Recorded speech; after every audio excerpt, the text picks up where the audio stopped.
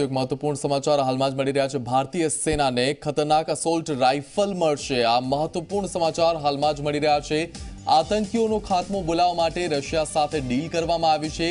AK-47 નું આધુનિક version AK-203 અંગે આ ડીલ થઈ છે। રશિયા સાથે 7.50 લાખ રાઇફલ માટે આ ડીલ કરવામાં આવી છે। અત્યંત ખતરનાક શસ્ત્ર માનવામાં આવે છે આ જે AK-203 રાઇફલ છે તેને, ત્યારે આતંકીઓનો ખાત્મો બોલાવવા માટે રશિયા સાથે ડીલ થઈ છે।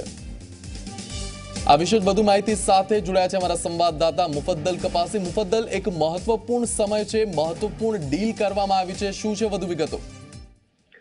બિલકુલ મિહિર, આતંકીઓનો ખાત્મો બોલાવવા માટે એક જે ખૂબ જ મોટું ઓપરેશન સેના ચલાવી રહી છે।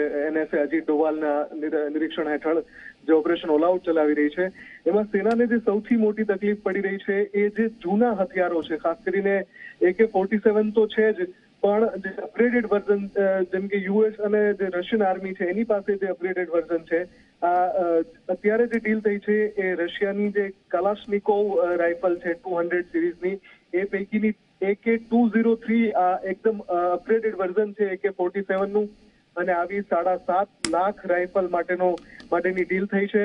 એટલે કે ભારતીય સેનાને ખૂબ જ બળ મળશે આતંકીઓનો ખાત્મો બોલાવવા માટે। સેના જે જ્યાં નબળી પડે છે હથિયારોની બાબતે, એમાં ખૂબ જ મોટો ફાયદો થશે અને બહુ જલ્દી પહેલો લોટ મળે એ દિશામાં પ્રયત્નો થઈ રહ્યા છે। એક સાથે નહીં પરંતુ અલગ અલગ સમયાંતરે આ બધી રાઇફલ ભારતીય સેનાને મળશે।